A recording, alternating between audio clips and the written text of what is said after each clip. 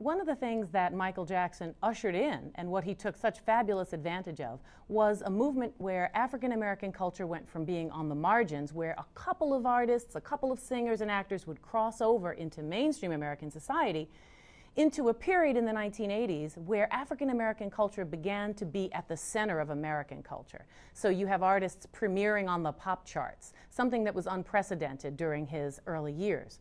So what a lot of people have forgotten is that it took quite a bit for an individual artist of African American descent to cross over into the mainstream. They had to be palatable, they had to be acceptable. Some of that meant hopefully looking more light-skinned or looking more European in features. I'm thinking here of a Lena Horne as an example. But eventually that fell away and there were more options. But you know, that was a very, very tough time for a typical African American looking person to be treated as Hollywood level excitement, beauty, and attractiveness.